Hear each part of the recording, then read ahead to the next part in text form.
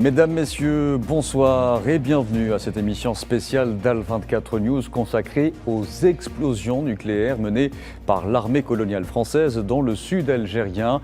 Il y a 65 ans, le 13 février 1960, la France procédait à sa première explosion nucléaire nommée Gerboise Bleue dans la région de Regen, provoquant une catastrophe humaine et environnementale aux conséquences durables.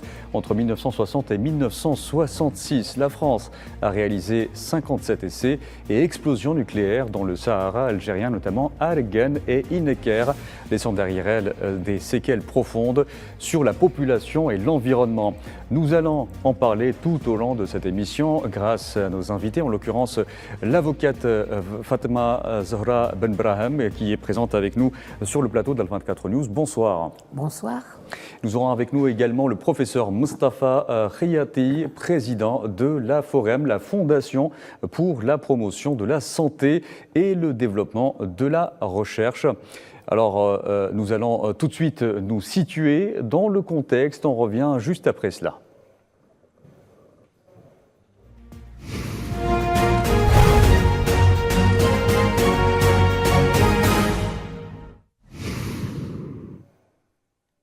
Alors, comme je vous l'ai promis, tout de suite, nous allons nous situer dans le contexte historique de ces événements tragiques.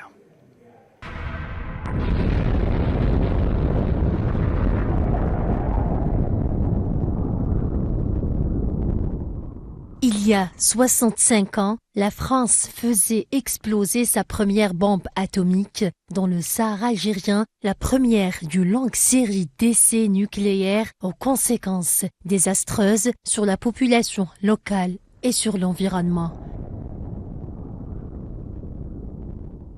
Au total, 17 essais nucléaires à la surface et souterrains ont été effectués par la France entre février 1960 et février 1967 dans le sud algérien. Le dossier de ce crime infâme commis par l'État français il y a 6 décennies connaît d'importants développements. Récemment, la demande de l'Algérie visant à engager la responsabilité française dans l'élimination des résidus désastreux de ces explosions nucléaires a été inscrite de manière explicite dans la législation environnementale nationale en vue de consolider les droits des générations actuelles et futures. Cette démarche s'est concrétisée à travers un texte de loi relatif à la gestion, au contrôle et à l'élimination des déchets adopté par le Conseil de la Nation en janvier dernier.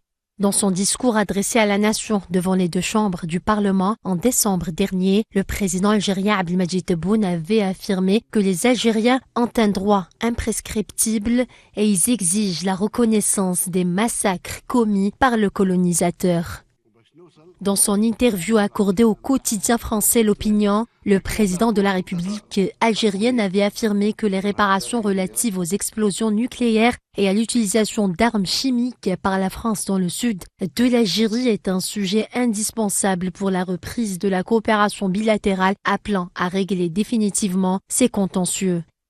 Dans une interview accordée à Al24 News, Benjamin Stora, historien, a souligné qu'il avait abordé cette question parmi ses préconisations dans le rapport qu'il avait remis à Emmanuel Macron en 2021, c'est-à-dire le fait que la France a procédé à de nombreux essais nucléaires avant et après l'indépendance de l'Algérie. Oui, j'avais effectivement abordé cette question parmi mes préconisations dans le rapport que j'avais remis à Emmanuel Macron en 2021, l'identification des lieux et aussi, et ensuite, bien sûr, une fois que cette identification est faite, de procéder à un nettoyage. C'est-à-dire la forme de réparation, ce serait effectivement d'enlever, de nettoyer, disons, tous ces déchets qui sont le produit, disons, de ces essais nucléaires qui ont fait de très nombreuses victimes après l'indépendance. Les habitants des régions du Sud souffrent toujours des séquelles de ces explosions qui continuent à faire des victimes 65 ans après. Un crime contre l'humanité qui poursuit la France et interpelle sa conscience. Et aujourd'hui, nous allons examiner ces événements tragiques sous l'angle des crimes contre l'humanité et des atteintes environnementales, en nous appuyant sur des faits précis, des dates clés et les données les plus récentes. Fatima Zahra Benbrahim, tout d'abord, pouvez-vous nous expliquer le contexte politique et militaire qui a conduit la France à réaliser ces essais nucléaires en Algérie? Eh bien, c'est ce qu'on appelle la genèse de cette bombe atomique. Nous sommes en 1957 et Jules Moche, le représentant de la France, se présente à l'ONU et fait une demande pour qu'on l'autorise à procéder à des essais nucléaires dans le désert. Au départ, on parlait était d'essais nucléaires. C'est comme ça qu'ils se sont présentés à l'ONU et qu'ils ont fait leur demande. Et alors, ce qu'il avance, il dit, nous allons les faire sur un territoire, un désert, où aucune forme de vie humaine ou animale n'existe. Donc, c'est un terrain nu, sans habitants, sans animaux, un vrai désert. Et donc, c'est sur la base de ces éléments qu'on a autorisé la France à faire des essais nucléaires. Mais cette France, qu'était-elle en cette période? Un pays qui n'avait pas sa force, un pays qui était affaibli, qui sortait de la guerre de 39-45, qui était en train de s'organiser politiquement, et il y avait de gros problèmes de gestion politique de l'État français. Oui. Cet amour de cette bombe était très nécessaire aux Français. Comme il disait, nous allons acquérir notre indépendance si nous possédons cette bombe. Mais en fait, c'était pour rentrer dans le club atomique et devenir une puissance atomique. C'est ce qu'ils appelaient, entre guillemets, notre libération. Mais à l'époque, les Français n'avaient aucune connaissance de la bombe, ne savaient pas la faire fonctionner, ni la préparer. Et qui vient à leur secours? C'est Israël. Israël leur dit... Et c'est là qu'entre en jeu justement cette entité... sioniste. Voilà. Mais on garde le mot Israël parce qu'en histoire, il faut respecter la datation. Oui. Nous étions un pays colonisé, et donc Israël était le mot qui était, enfin l'appellation qui était utilisée. Donc respectons l'histoire. Nous savons très bien que c'est une entité. Les auteurs sioniste, de ces crimes, voilà. nommons-les. Mais c'est justement ces sionistes qui sont à l'origine, et on va voir leur nom. Donc, que s'est-il passé?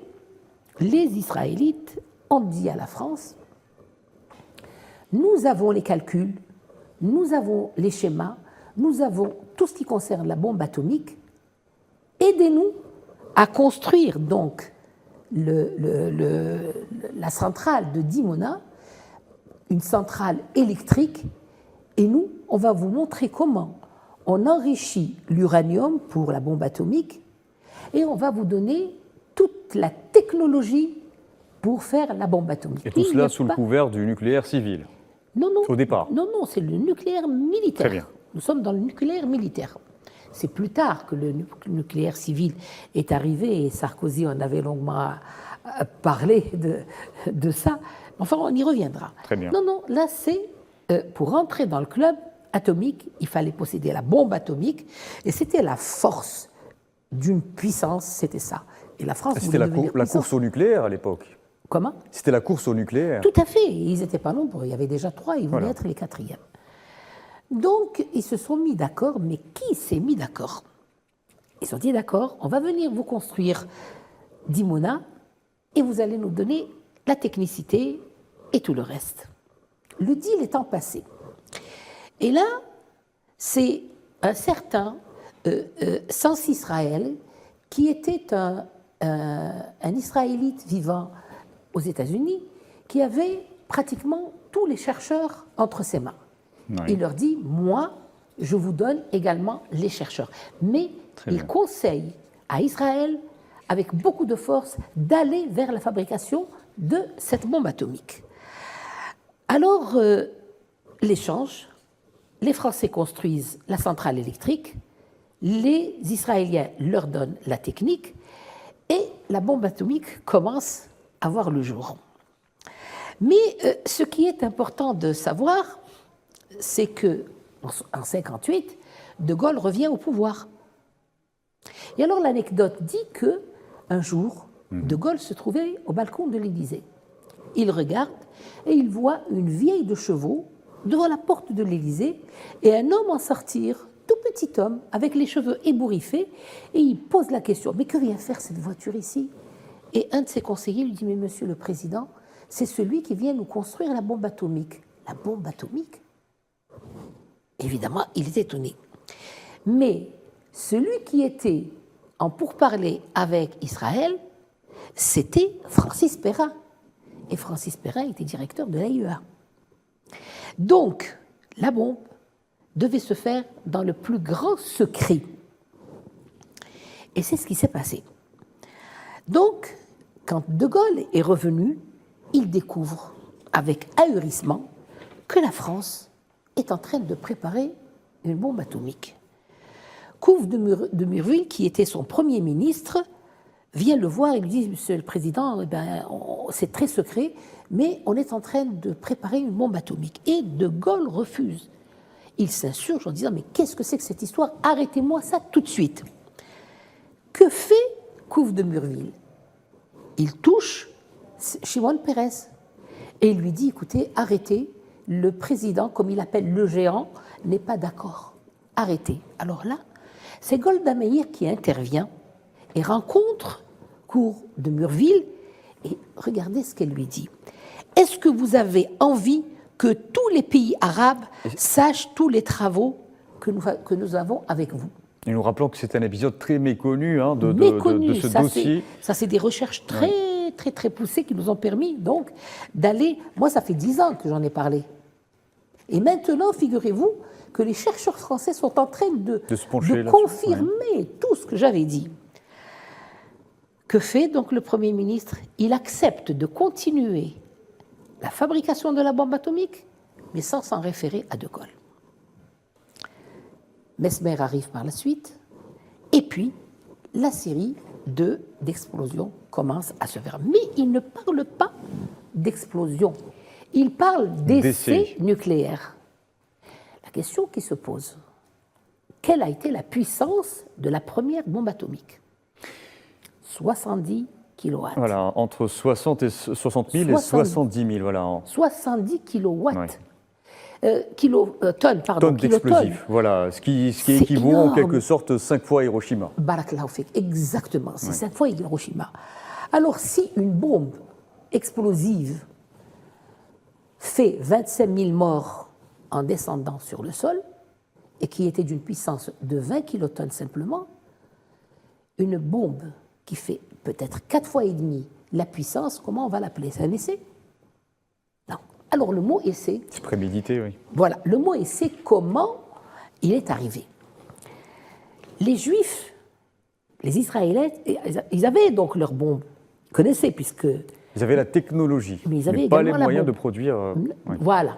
Mais ils avaient également la bombe. Non, ils pouvaient, ils avaient le tout. Ils avaient le tout. Ils ont aidé les Français à obtenir leur bombe atomique. Très bien. Sur la base des résultats ou de la technicité qu'ils avaient déjà.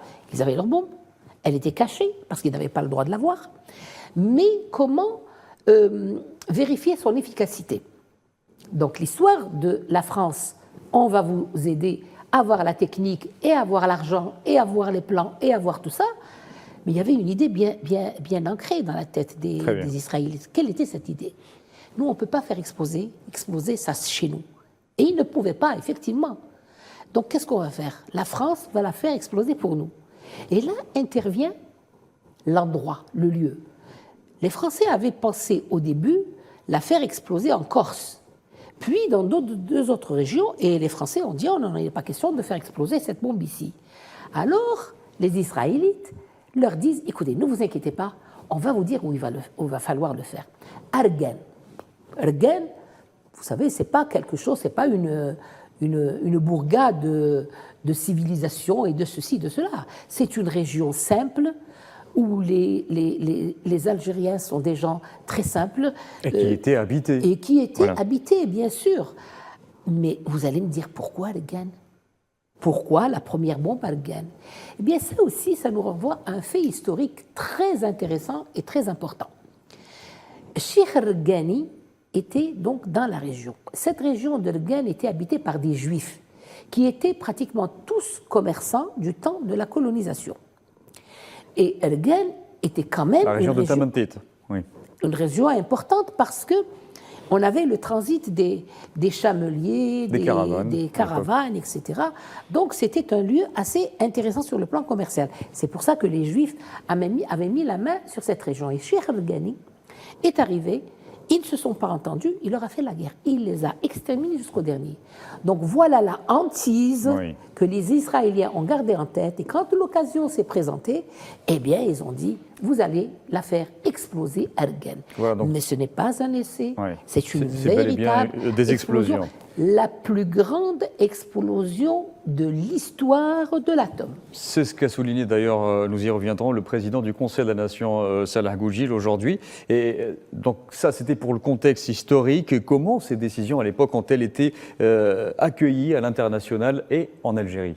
D'abord, c'était très secret. Il ne faut pas imaginer l'Algérie d'aujourd'hui avec tous les moyens, ou le monde d'aujourd'hui avec tous les moyens. C'était extrêmement secret. La preuve, c'est que cette région avait été entourée, sécurisée, et personne n'avait le droit de rentrer, à part ceux qui avaient travaillé sur la bombe, ou les travailleurs locaux, ou les personnes qui vivaient dans cette région. Donc vous voyez, il n'y avait pas les avions d'aujourd'hui pour faire New York, Washington, Alger, etc. Non, non, non. C'était une zone très, très, très éloignée. Et donc, dans un premier temps, comme je vous ai dit, c'était extrêmement secret. Et c'est pour ça qu'ils se sont donnés à cœur joie. La première explosion, il n'y avait pas que des victimes algériennes. Il y avait les victimes françaises. Il y avait ces jeunes appelés qui étaient venus pour passer leur service militaire et qui ont été également utilisés victimes indemnisées, qui ont été indemnisées par l'État français. Pas du tout. D'accord. Ah non, non, non. Ça, on y reviendra quand on parlera tout à l'heure de la loi Morin, si on veut travailler. Donc en partie. Non, non, non. Vous savez, la loi Morin ne les a pas servis également. Et ils n'ont pas été indemnisés parce qu'ils étaient nombreux. D'ailleurs, on l'a décrit comme étant un fiasco total. Voilà, tout à fait. Et ça ne répondait pas aux aspirations de la veine, donc des vétérans des explosions atomiques, qu'ils soient français ou polynésiens. Nous, on était complètement exclus. Oui, oui, d'ailleurs, elle a été adoptée en 2009 et appliquée seulement en 2019. Et sur les 350 victimes, un seul Algérien figure dans la liste. Alors, je vais vous expliquer le cas de cet Algérien. Très bien. Cet Algérien n'était pas... Bon, c'est un Algérien, c'est sûr, mais il travaillait dans l'armée française. Donc, il avait des documents, il avait une carte comment on appelle ça, une carte de travail, vraiment pour prouver qu'il était militaire français pratiquement. C'est un Algérien, mais il travaillait dans l'armée française.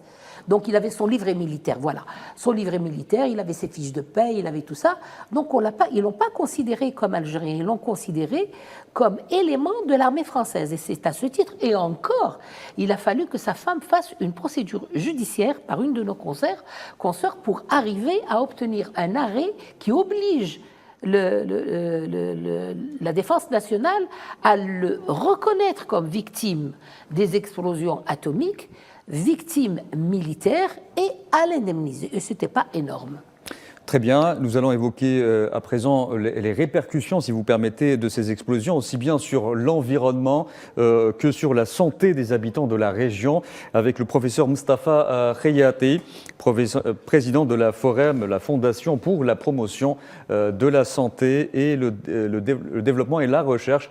Nous tenterons donc de le joindre dans un instant. Je vous propose à présent de revenir au côté historique et comment, ou plutôt quelles sont les principales revendications des victimes et leurs familles aujourd'hui? Il s'agit de plusieurs types de victimes.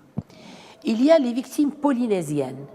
Il y a les militaires et les scientifiques qui ont travaillé en Polynésie, donc les Français qui ont été transférés juste après 66, donc début 67, d'Algérie vers la Polynésie, où ils ont continué à faire les explosions. Et il y a les vétérans français qui ont travaillé en Algérie. Et il y a les Algériens qui ont été pris en étau dans ce programme nucléaire.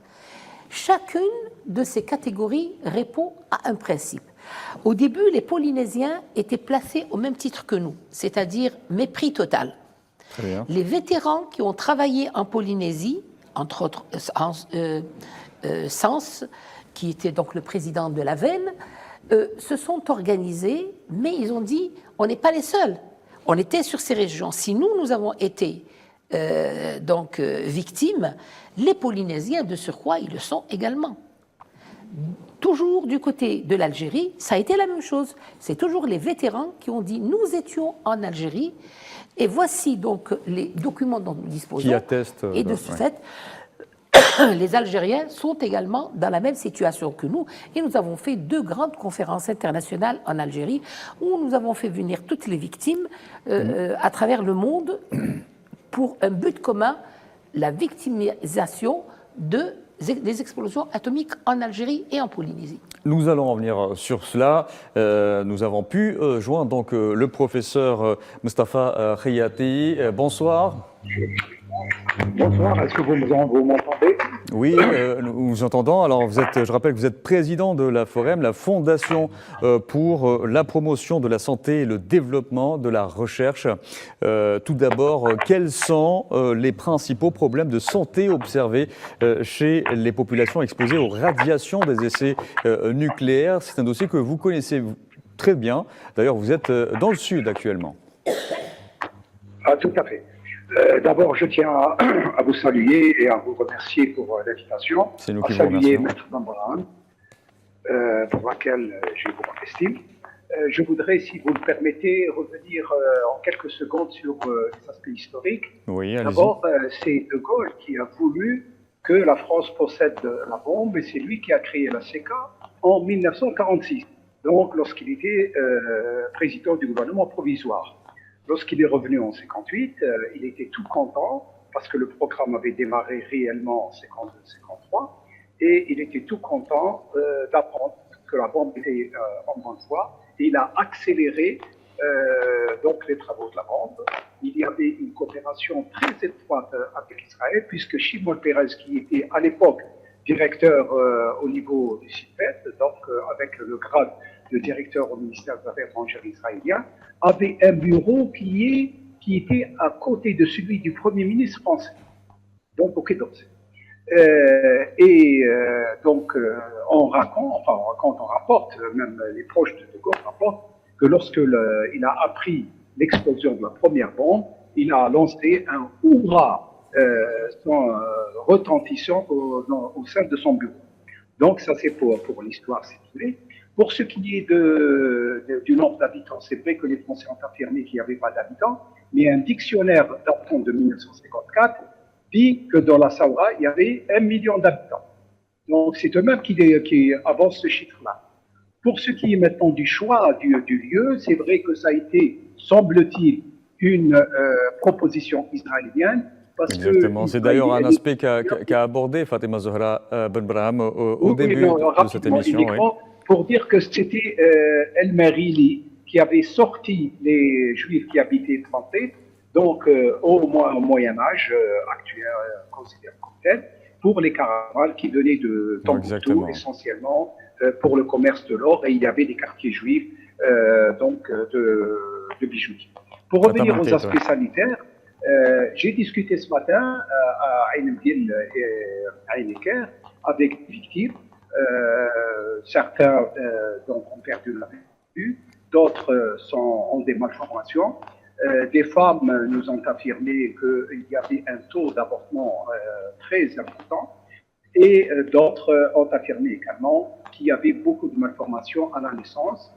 Aujourd'hui, les services de santé ont pu rassembler pratiquement 3000 dossiers uniquement dans la région de Tamanrasset concernant donc des victimes potentielles de ces explosions nucléaires, tout en rappelant qu'il y a eu 13 explosions nucléaires dans la région de Tamanrasset, des explosions souterraines, en plus des essais minimes qui ont été effectués et qui pourraient atteindre la vingtaine.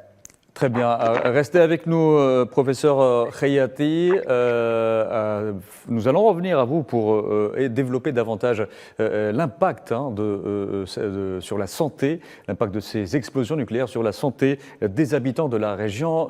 Fatma Zahra Ben Braham, avant de venir sur le plateau d'Al24 News, vous avez assisté aux travaux d'une journée d'études organisée par l'Assemblée populaire nationale sous le thème « Les explosions nucléaire en Algérie, un crime contre l'humanité et un crime environnemental ».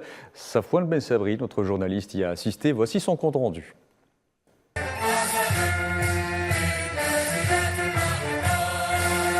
À l'occasion de la commémoration du 65e anniversaire des essais nucléaires français dans le Sahara algérien, l'Assemblée populaire nationale a organisé une journée d'études sous le thème « Explosion nucléaire en Algérie, un crime contre l'humanité et l'environnement ». L'événement s'est caractérisé par la présence de membres du gouvernement, de représentants d'organismes gouvernementaux et de parlementaires, ainsi que plusieurs diplomates étrangers en poste en Algérie. 65 ans plus tard, le sujet reste d'actualité, les séquelles n'ont pas disparu, la reconnaissance française, quant à elle, reste un vœu pieux. Alors vous l'avez si bien précisé, 65 ans après, il n'y a toujours pas de reconnaissance de la partie française des crimes commis en Algérie. Donc on parle des fameux essais nucléaires. Aujourd'hui, chose qu'il faut savoir, c'est que ces essais étaient beaucoup plus importants qu'Hiroshima. Donc l'importance de l'événement est de dire à la communauté internationale qu'on a tendance à oublier que le colon français a commis des actes abjects et un crime contre l'humanité. À l'heure où les relations algéro-françaises passent par une période de troubles extrêmes, la classe politique française renoue avec ses vieux démons qui puisent leur essence dans l'esprit colonial, celui qui a permis à Reagan d'avoir lieu. Cette violence de l'extrême droite, elle a pour essence idéologique et philosophique le patrimoine culturel et idéologique de l'Ouest. On voit bien que ces gens-là, en fait, ils regardent l'Algérie, ils pensent l'Algérie, ils parlent de l'Algérie comme si 63 ans ne se sont pas écoulés depuis 1962. Au-delà des séquelles psychologiques et morales, la question de santé publique se pose. Les victimes des retombées radioactives souffrent encore aujourd'hui des conséquences directes des essais nucléaires. Ces mutations dont j'ai parlé qui génèrent des cancers vont générer aussi des monstruosités chez les enfants qui naissent parce que les mutations, on les voit dans un cancer, etc., mais on ne les voit pas, ça touche aussi ce qu'on appelle les cellules germinales. La journée d'études a été l'occasion de sensibiliser le public sur un événement tragique dont la mémoire est encore vive. Voilà donc les explosions nucléaires en Algérie, un crime contre l'humanité, un crime environnemental. C'était le thème donc de cette journée d'études. Alors Fatma Zahra Ben Braham, ces explosions nucléaires français en Algérie peuvent-elles être qualifiées de crimes contre l'humanité selon le droit international? Oui, alors là, il faut faire un distinguo très précis. J'ai entendu tout à l'heure, par exemple, dans la conférence, beaucoup de personnes parlaient des conventions de Genève. Les conventions de Genève, il est difficile de les appliquer parce que les conventions de Genève visent les crimes de guerre. Et donc, les crimes de guerre, il y a un début et il y a une fin. Donc, c'est une parenthèse. Or, ici, le crime est continu parce que l'uranium utilisé, les produits qu'ils ont utilisés, ont une durée de vie de 48 800 ans et la moitié de vie du plutonium, c'est 24 400 ans. C'est dire que la durée est très très longue et nous sommes tous en train de baigner. Et cela ne reste, dans que des estimations. Hein, voilà. Non, ça c'est scientifiquement établi. Des estimations scientifiques, exactement. Voilà, exactement. Donc c'est scientifiquement établi. Alors, que faut-il faire pour parler de crimes contre l'humanité? Il faut d'abord le prouver.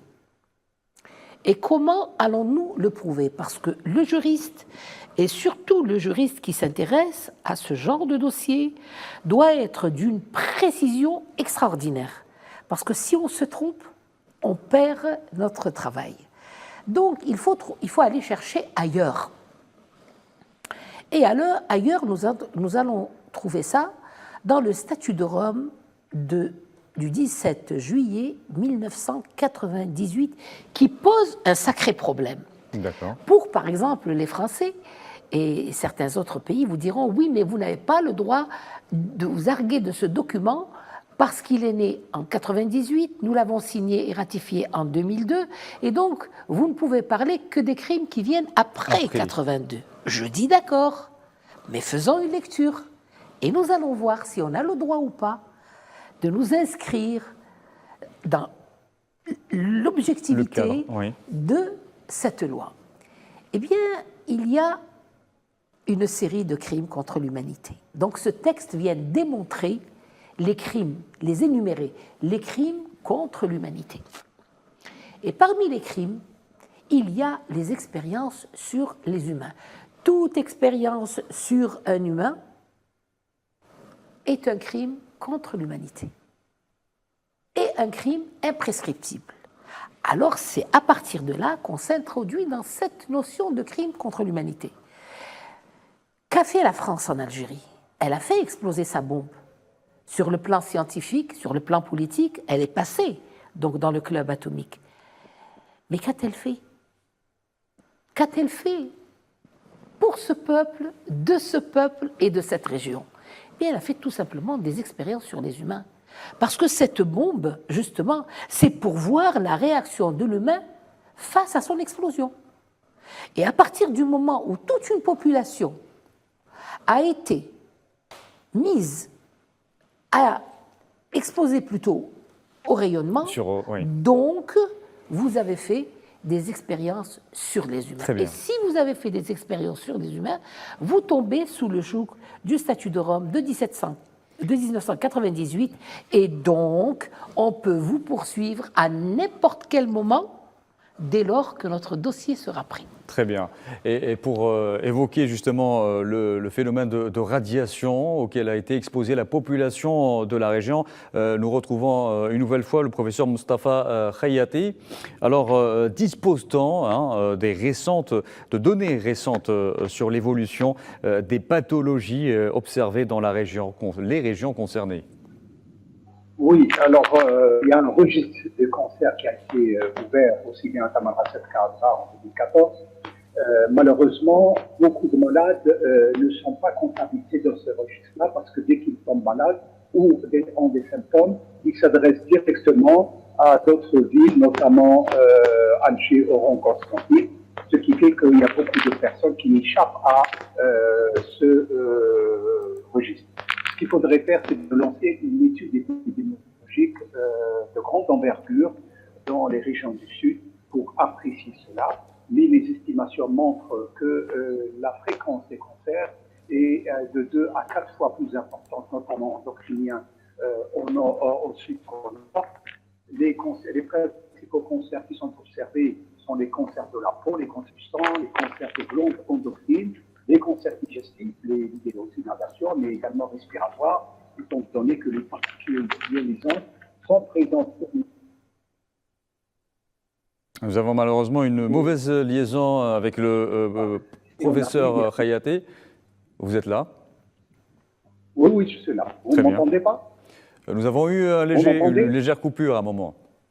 Oui. Alors, je disais que les cancers les plus fréquents sont les cancers de la peau, du sang, les cancers digestifs, les glandes endocrines et d'autres cancers qui sont observés. Leur fréquence est de 2 à 4 fois plus importante au niveau du Nord au niveau du sud qu'au niveau du nord. Mais il n'y a pas que ce problème du cancer. Aujourd'hui, donc, grâce aux efforts du ministère de la Santé, il existe des centres de diagnostic aussi bien à Adra qu'au niveau de la wilaya de Tamer Rasset. Mais il y a également les aspects génétiques qui aujourd'hui posent problème. C'est vrai que les études qui ont été faites sur la première génération des descendants de Hiroshima et de Nagasaki n'ont pas montré une grande différence entre cette première génération et les gens qui ne sont pas atteints, du fait qu'il n'y avait pas de problème. Mais on s'est aperçu par la suite qu'en fait, il y avait une transmission transgénérationnelle. C'est-à-dire qu'il y a une sorte de saut de mouton. La première génération, ou même la deuxième, peut être sautée, et les anomalies apparaissent au niveau de la troisième génération, et c'est ce qu'elle est en train de constater aujourd'hui, malheureusement. Très bien. Pour cela, il faut bien sûr se doter de moyens de diagnostic efficients pour pouvoir identifier ce type d'anomalies, notamment au niveau des gènes. Merci Mostafa Hayati. Restez avec nous. Nous allons revenir avec vous tout au long de cette émission. Et pour revenir à la journée d'études à laquelle vous avez assisté, Maître Ben Brahim, le coup d'envoi des travaux a été donné par le président de l'APN, Brahim Bourali, en présence notamment de membres du gouvernement. Pour Bourali, la France doit assumer entièrement ses responsabilités et restituer les archives. L'Algérie, qui a payé le prix fort pour son indépendance afin de recouvrer sa liberté et sa souveraineté, n'acceptera jamais que cette page de l'histoire soit tournée sans que justice soit rendue. L'Algérie refuse également que ces crimes restent sans reconnaissance. C'est pourquoi nous réclamons premièrement, une reconnaissance officielle de la France de son entière responsabilité dans ces crimes nucléaires. Il ne s'agit pas d'une simple reconnaissance politique symbolique, mais d'un engagement moral clair et assumé. Deuxièmement, un dédommagement juste et à la hauteur des souffrances subies par les victimes de ces essais nucléaires ainsi que par leurs familles. Il est essentiel de leur garantir pleinement leurs droits devant les tribunaux. Troisièmement, la prise en charge des terres polluées par les résidus des essais nucléaires. La France doit assumer ses responsabilités et restituer à l'Algérie l'ensemble des archives relatives aux zones d'essai afin que nos experts puissent évaluer les dégâts et prendre les mesures nécessaires. Présent à cette rencontre également, Mohamed Hassan Zeridi, coprésident de la commission conjointe d'historiens algériens et français, qui a souligné que 13 pays africains avaient été touchés par les rayonnements nucléaires qui se sont même propagés de l'autre côté de la Méditerranée. La cartographie établie par le ministère français de la Défense en 2014 indique que plusieurs régions africaines ont été affectées par les rayonnements nucléaires touchant plus de 13 pays, notamment le nord du Sahara et les zones des explosions, qu'elles se situent au nord, au sud, à l'est ou à l'ouest. Les effets de ces rayonnements ont même dépassé la mer Méditerranée. Concernant les eaux souterraines résultant de la pluviométrie et de l'infiltration de l'eau dans le sol, il s'agit des terres agricoles produisant des fruits et des légumes. Certaines espèces de ces produits ont été modifiées, provoquant même des déformations chez l'homme et les animaux. Ces essais entraînent des mutations inquiétantes car le colon refuse d'assumer pleinement ses responsabilités. Et il y a aussi le président du Conseil de la Nation, Salah Goudjil, qui a indiqué ce jeudi que les explosions nucléaires menées par la France dans le Sahara algérien constituaient l'un des crimes d'extermination les plus atroces ayant contaminé la terre et coûté la vie à de nombreuses personnes. Il a notamment indiqué sur les réseaux sociaux, je cite, « La honte enfuie sous le sable continue de répandre son poison et de faire de nouvelles victimes à cause de l'irresponsabilité du colonialisme. » Donc, Madame Maître Fatma Zahra Ben Brahim, permettez-moi donc de revenir à l'aspect juridique. Quels moyens dispose-t-on aujourd'hui pour mettre toute la lumière sur ces crimes ? Oui, je voudrais d'abord revenir, si Très vous bien, m'excusez, sur un petit point qu'avait évoqué le professeur Khiyaté. Il avait raison de dire qu'il était difficile d'établir le nombre de personnes irradiées dans le désert. Pourquoi? Parce que tous ceux qui venaient se soigner, c'était vers le nord ou vers l'Oranie. Mais depuis quelques jours, nous avons tenu une réunion avec des médecins qui s'occupent de la médecine nucléaire et nous avons peut-être trouvé une solution. C'est la carte biométrique. Donc chaque fois maintenant que quelqu'un vient du sud pour se faire soigner au nord, on vérifie donc sur sa carte biométrique l'adresse qu'il a et on redistribue cette adresse sur sa région pour localiser un peu plus donc les personnes. Alors pour les moyens juridiques, pour l'instant nous sommes en phase de ramasser les preuves. Et en 2014, il y a eu une première très grande conférence en France et j'avais été invitée. Et je crois qu'ils ont commis une erreur en m'invitant. Parce que je suis allée et j'ai présenté une communication avec certains points très, très, très importants qui ont été repris dans toute la presse spécialisée. Et vous allez voir pourquoi. Et quand on parle de moyens juridiques, bien entendu, pour que la justice soit rendue aux victimes, bien entendu. Bien sûr, mais avant de parler, parce que le monde entier ne connaissait pas ce qui s'était passé en Algérie. C'était vraiment un secret. La France a deux caractéristiques. Elle est très secrète et c'est une grande menteuse. C'est les deux caractéristiques qu'on lui reconnaît. Donc, qu'est-ce qu'on avait demandé à l'époque? J'avais présenté 6 points. Le premier point, c'est la levée du sceau du secret défense sur toutes les archives se rapportant aux explosions et aux expérimentations. Donc, si on n'a pas les archives, il nous est difficile de parler de preuves. Notamment ceux des sites d'enfouissement qui sont très importants. D'abord, les archives de la bombe atomique. L'historique dont nous avons parlé, les éléments qui se sont dégagés par la suite, parce que le docteur Riaté a parlé de Oura Vive, la bombe de Gaulle, c'était en 1960, quand il a compris que la bombe était arrivée en bonne santé, parce qu'il avait peur du putsch des militaires, que les militaires s'en saisissent, et là, ça aurait été la catastrophe pour la France. Donc vous avez évoqué un premier point. C'était le secret défense. Donc, nous donner les archives. Et d'ailleurs, sur ce point, le professeur Moustapha Riaté voudrait réagir. Bien sûr. Moustapha Riaté. Professeur. Nous avons perdu la liaison encore une fois avec Moustapha Riaté. Donc, vous évoquiez à l'instant donc les points dont dispose... le secret défense, lever le secret défense. Connaître le nombre d'Algériens qui travaillaient, qui avaient des certificats de travail chez eux. C'est une première façon de centrer les personnes qui étaient atteintes. Très bien. Voilà. Ensuite, les 5 points restants rapidement. Les populations sédentaires, connaître le nombre des populations sédentaires, ce dont tu disais, localiser et délimiter les lieux, tous les lieux des explosions et des expérimentations nucléaires, localiser le matériel contaminé et l'indication exacte des endroits, c'est ce qu'avait demandé donc le président de la République. Et ensuite, il y avait donc le suivi médical, les autres points, c'était pour assurer le suivi. Donc maintenant, nous n'avons pas la carte de l'enfouissement des déchets nucléaires, donc nous ne savons pas ce qu'il y a dans le sol. Nous n'avons pas la carte des personnes qui avaient été exposées. Nous n'avons pas la carte des personnes qui étaient sédentarisées dans la région. Nous n'avons pas la carte de tous les lieux où il y a eu des explosions atomiques.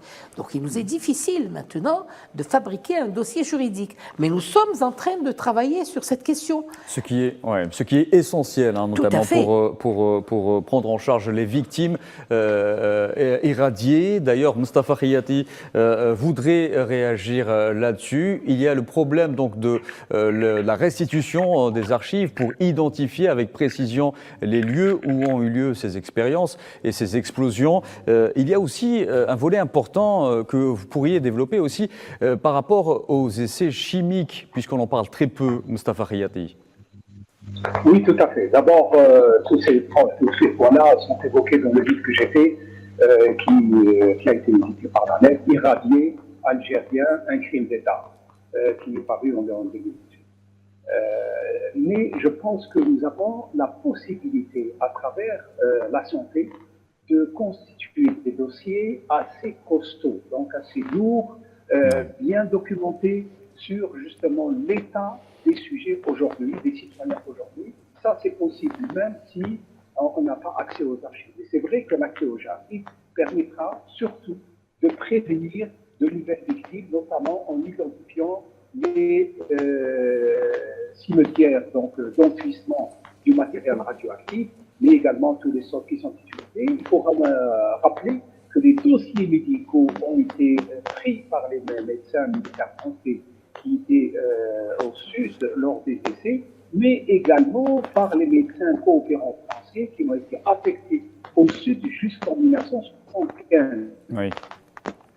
Puisque tous ces éléments-là sont sortis en France et l'accès aux archives permettra de mieux voir ça. Mais comme vous venez de le faire remarquer, il n'y a pas uniquement le problème du nucléaire, il y a également le problème du chimique et du biologique avec les essais qui ont été effectués à B2, Hamadir, à partir de 1930 jusqu'à 1986. Pardon, jusqu'à 1966, 86. Non, jusqu'à 2004,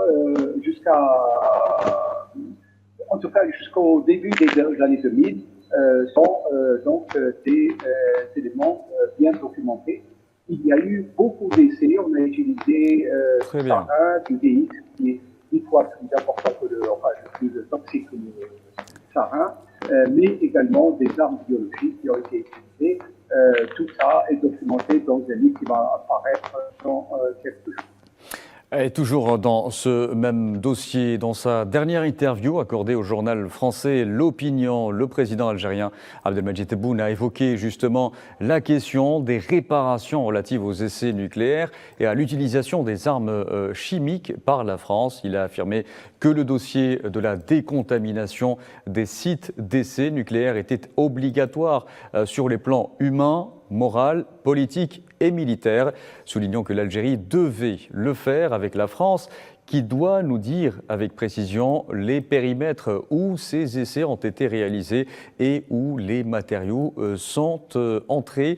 C'est important de connaître ces sites. Donc, il y a aussi la question des armes chimiques utilisées à Oued Namous, un dossier que le président algérien connaît puisqu'il a commencé sa carrière de fonctionnaire à Béchar, à l'ouest du pays, au tout début des années 70. Il a d'ailleurs indiqué lors de cette même interview accordée à l'Opinion que pratiquement toutes les semaines, il y avait des plaintes d'éleveurs relatives à la mort de leurs bêtes. La question des armes chimiques, donc un dossier important aussi et qu'on ne développe pas assez, Fatima Zohra Ben Brahim. Oui, effectivement, mais c'est un dossier distinct des explosions atomiques.